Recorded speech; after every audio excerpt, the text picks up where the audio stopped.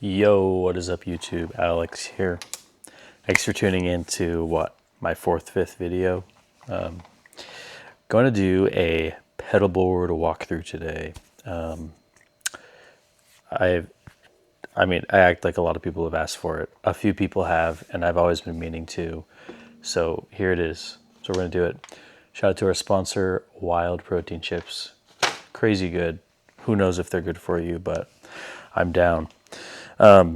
So I'll kind of just walk through my flow, play a couple sounds.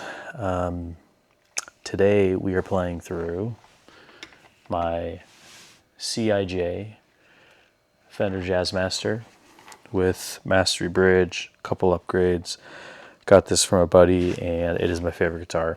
Play half step down, tens, Diodario forever. And so that's what I'll be doing. We're going to go here with my clean tone. Turn everything off. I'm running through the ToneX ones, the Tonefactor. I also have some Teddy tones on here, but at the moment I'm just really vibing the Tonefactor. I've got the 6TB Vox and the Stapleton Princeton. That amp is really cool. So playing those is everything off. I am running through the kind of buffer and this Petty John, but I'll come back to that. So here's what we sound like.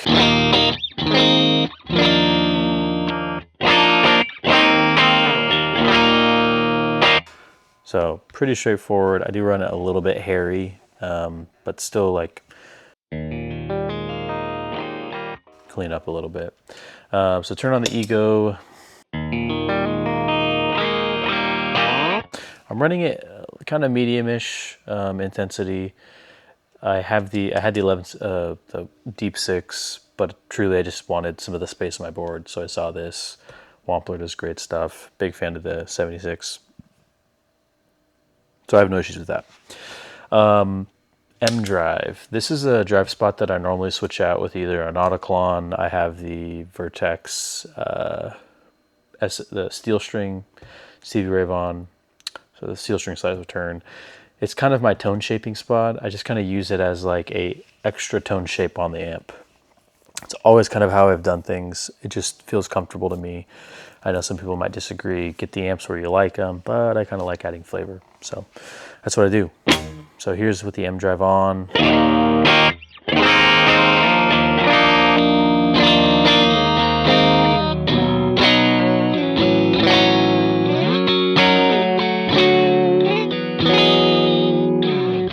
So just adding just a touch.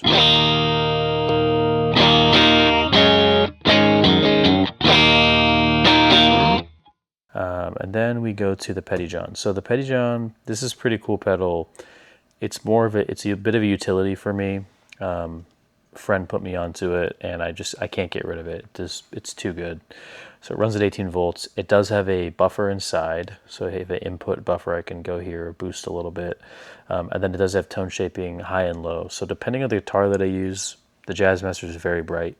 So I'll shape it down a little bit without having to touch the ToneX's, and then I can adjust the bass as well. It does also have a pretty clean, like very high headroom boost that for me is kind of the like last resort boost in a big moment.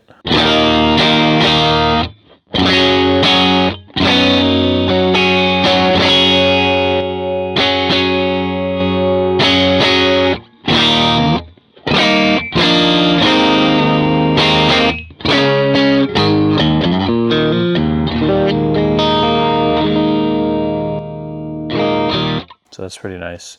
Then we go to the Benson. Previously I had the Kilt V1. The boost in the Kilt V1 is so good. And I still think it's a little better than the Benson, but I wanted to try other things. So I split it up. This replaced the boost in that. I'm running it just a hair above.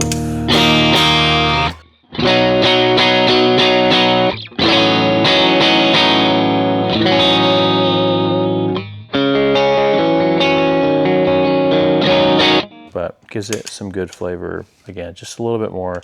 And I'll use this like the way I use drives. I don't generally stack unless we're building to something. But usually like this will be my first kind of stage. Give me a little bit of hair, and then I'll maybe switch out and go Timmy. Speaking of, Timmy is next.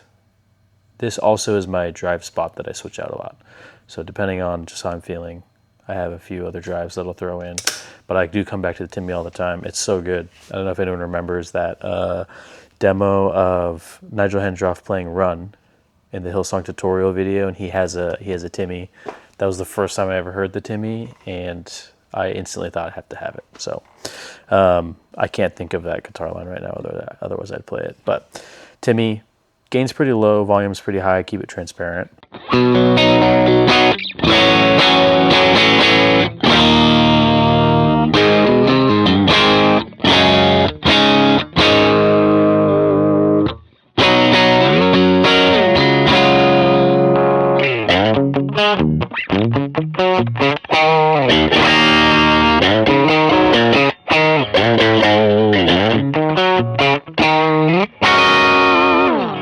So that's fun. Then we go to the Kilt X or whatever, the newest one. I do find that the newer Kilts, they push more drive than the older ones do. The older one felt a little bit more transparent. It was a lot brighter. I know they fixed a lot of this in the newest one because I didn't like the Kilt V2. But I'm running it pretty heavy.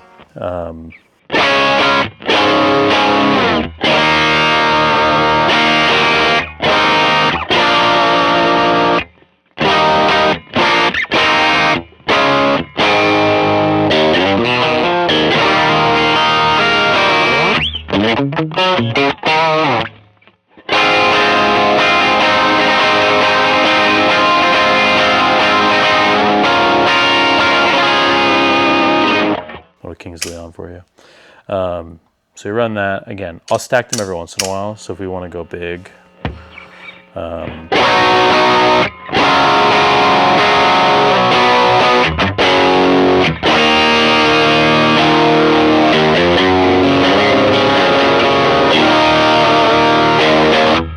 it's a little dark. I think I rolled the tone off a bit, but so yeah. So those are the drives. Just hear what they all sound like engaged. It's pretty loud.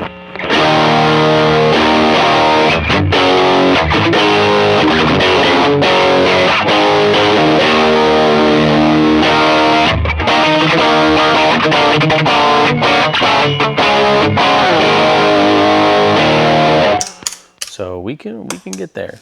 We can do it. Then I go to the HX1. This was a newer pickup. I had the Juliana, but I wanted more than just a chorus. And the Juliana, it does a really cool thing, but it's definitely more of a specific type of chorus. Whereas I just wanted the, like, you know, Tricera chorus, TC Electron. So we have that on here. But I also get more. Pitch whammy. Retro reel is fun. Polycapo, again, like if I'm in D.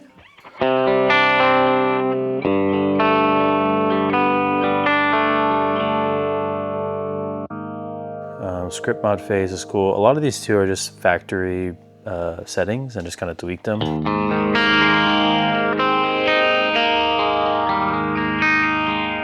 That's cool stuff. Picturing mod I'll come back to. That one's a fun one. And then we go to the Chroma console. You kind of see my trend is I just want as many ways to do different things as possible. Kind of see this as like a utility board for the most part. I haven't even gotten into doing the drives on this, which I totally could. So Chroma console, controlling here with the Morningstar. Things that are MIDI, Tempus, Mercury, HX, and hologram. I have a menu here, Chroma. I forget the guy. Maybe it was Sam Wittick. I saw he had a menu system on his MC6 Pro, which is really how I mapped out a lot of this stuff. I kind of took that as inspiration. But Chroma opens up Chroma presets, which is some page. I think there's 2 pages on each bank. So we go, I have pitch, cassette. Typically I'm just doing these for little textures. Another guy I play with, Alex Gerald, Juicy J, he gets pretty crazy with some of these things, which is why I call him Juicy J. So cassette, it's cool.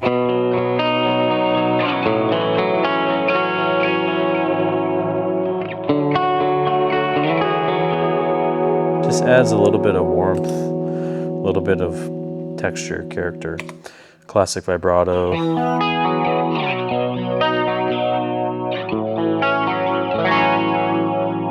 You got pitch, don't use this as much.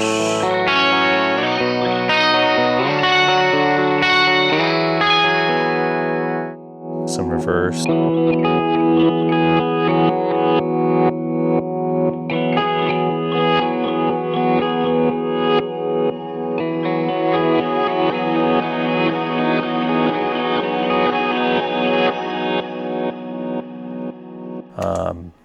This is a patch that I used for So Be It. Like everyone was playing it for Easter, right? Not the reverb I wanted, but...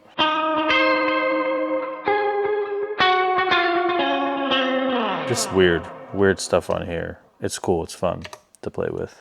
And then an analog delay, which I really like this.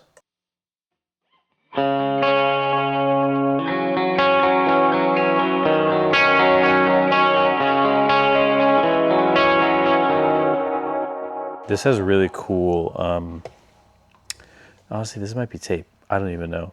This has really cool delays on it too. So very, I mean, it's not cheap, but it's a really cool pedal. Again, I just like having utility ways to do things. Then we go to the L cap. L cap here is at the V1. I've thought about the V2 because it has MIDI, but then I heard some people say it's not the same, like there's differences in it. So I have the V1. If you need a really great reverb, these sell. I saw one for 200 bucks the other day. It's a good price. That's just how I run it. Single head, mode B, right around here.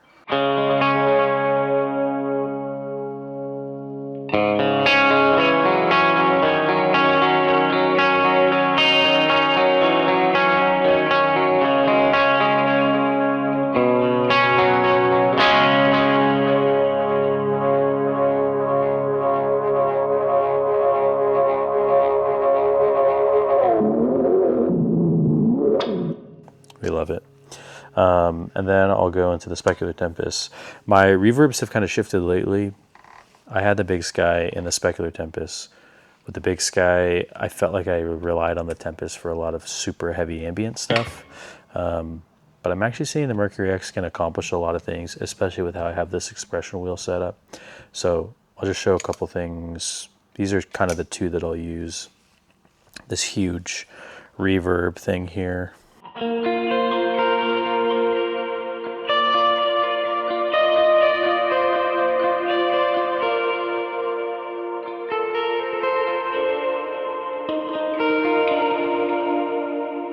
And then we have this like swell shimmer thing.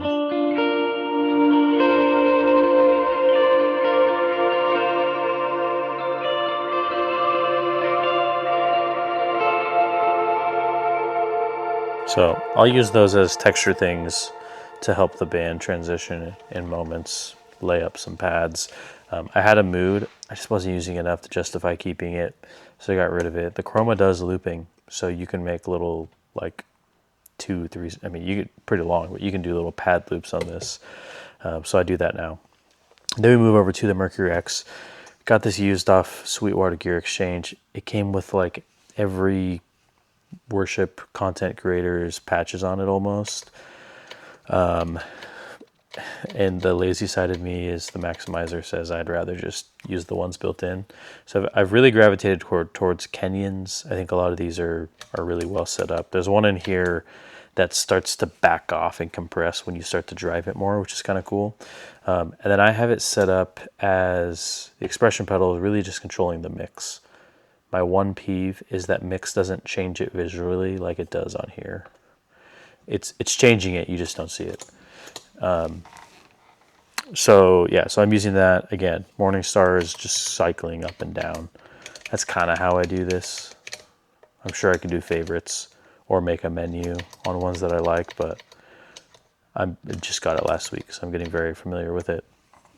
You know, the classic Riz Haze, put it about 5. This is super helpful live, just to be able to like kick up, throw when I need it, bring it down. It does retain the setting that it's on, so you do kind of lose your bass line.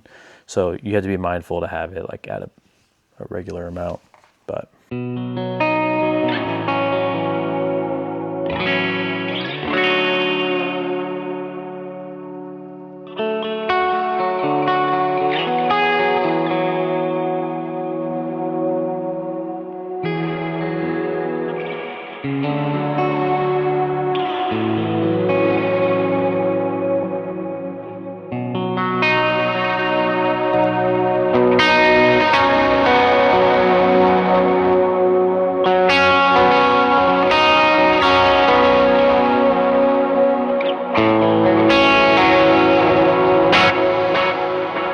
I think it's this one that does the compression thing. So this one's really cool. Again, I've kind of used these 10 presets basically. Found this plate. I think this is J Rig something. He's in here at the beginning of this. Yeah, J Rig presets. Some of them are a little too intense for me, but this plate was cool.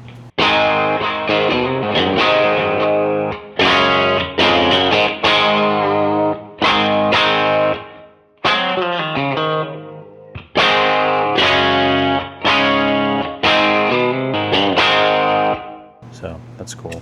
RV5.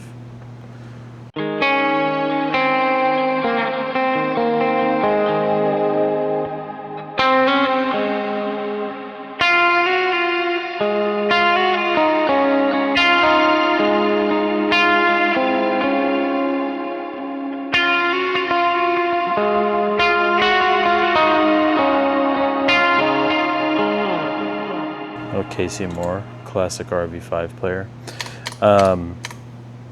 Yeah, so there's cool stuff on here, the ambient stuff.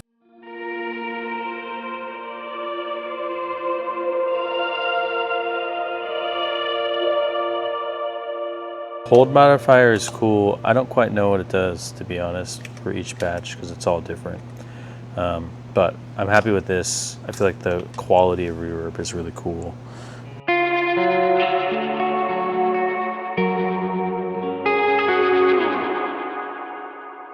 So that's what I'm doing for that. That's the gist of the board. I will just to like show a couple sounds that I might put together. Actually, we'll do this. The pitching mod. This is really cool. It's a preset that I just found on this, and I slightly tweaked it. Let me go here. Go right about there. So it does this like pitch up or pitch down. There's also a ring mod on it, so you can kind of hear it here. Does the ring mod thing, which is just not very functional, but when you kind of push it,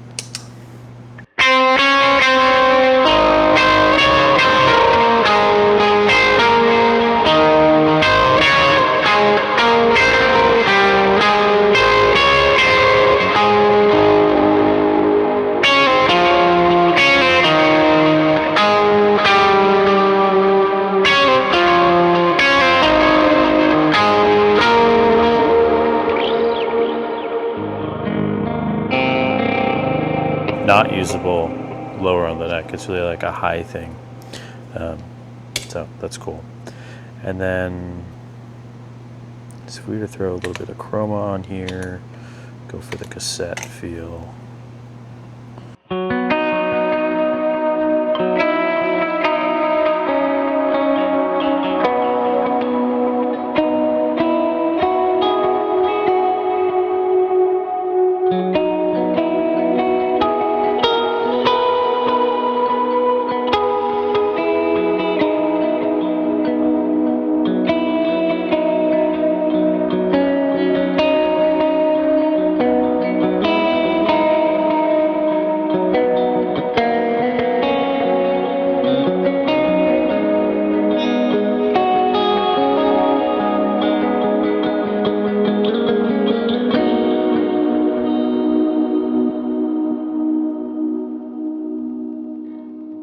So that's kind of what I do. It's the board. That's everything. Gonna try to do some more guitar things on here. Last thing I'll leave you with picks. Kind of been gravitating between two right now. Coarse picks, these are so underrated if you like scratchies. They're not super thick, but I don't mind. They get like a good sound.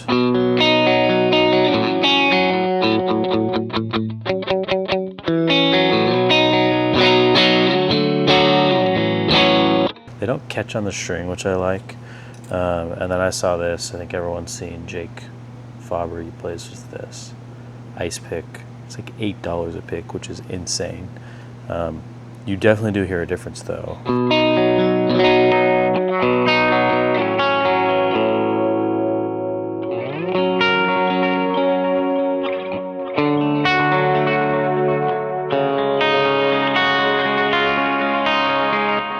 It's also a feel thing, so if you can't hear it there, trust me, it is different. I also was playing with these gravity picks for a while, very similar.